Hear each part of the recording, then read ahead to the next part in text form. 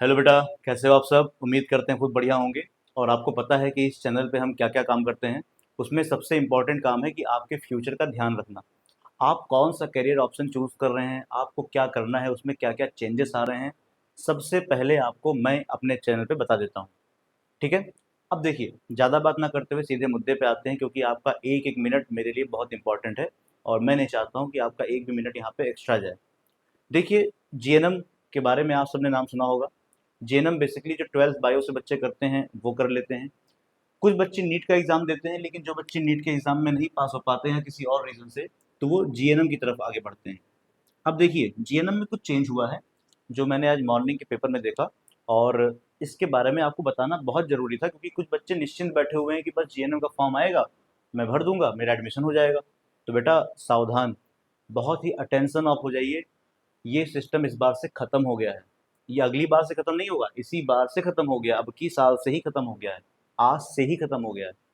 अगर आप जीएनएम करने का प्लान बना रहे हैं या बना रहे थे, तो आप ये बात जान लीजिए कि अब आपको एंट्रेंस एग्जाम देना पड़ेगा। आज की ये न्यूज़ है कि यूपी गवर्नमेंट ने पूरे तरीके से जीएनएम एग्जाम को गवर्नमेंटेड एंट्रेंस के ऊपर डिपेंड कर दिया है।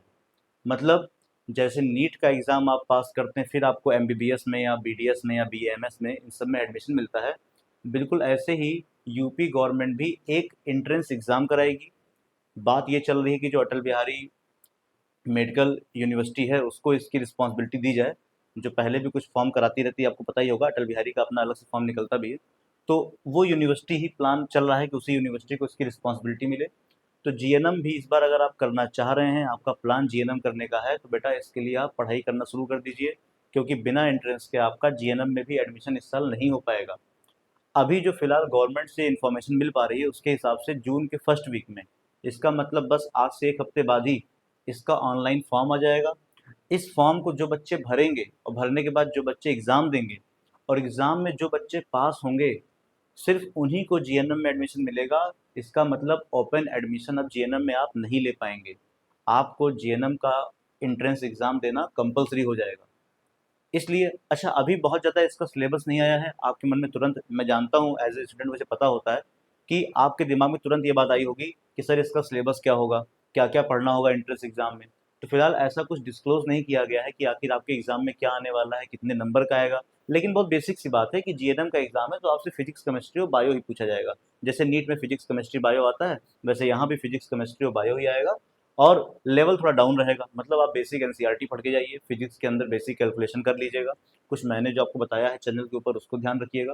इसके साथ साथ केमिस्ट्री में भी बेसिक चीज़ें, रिएक्शंस, इसके साथ जो बेसिक न्यूमेरिकल्स लगते हैं फिजिकल केमिस्ट्री से, उसको प्रिपेयर करिएगा। और बहुत हाई लेवल एग्जाम नहीं होगा। ये पहला एग्जाम आपकी जीएनएम का एंट्रेंस एग्जाम यूपी में होने जा रहा है, इसलिए इसका लेवल भी बहुत मॉडरेट या इजी ही रहेगा। लेकिन ये बात ध्यान रखिएगा कि आपसे मिस ना होने पाए, आपको ये फॉर्म भरना कंपलसरी है। अगर आपने जीएनएम का एंट्रेंस फॉर्म नहीं भरा, तो आपको एडमिशन नहीं मिल पाएगा।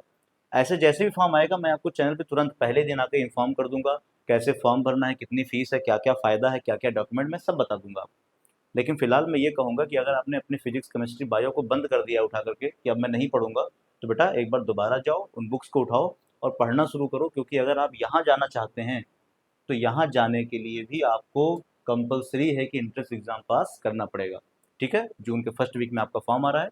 अगर और कोई इन्फॉर्मेशन चाहिए और कोई आपको जानकारी चाहिए, तो आप कमेंट करो, मैं आपको रिप्लाई 2 से 3 घंटे के अंदर मैक्सिमम कर ही देता हूँ। कभी ऐसा बहुत रेयरली होता होगा कि मेरा कमेंट बहुत देर में रिप्लाई आए, वरना मैं बहुत जल्दी रिप्लाई करता हूँ।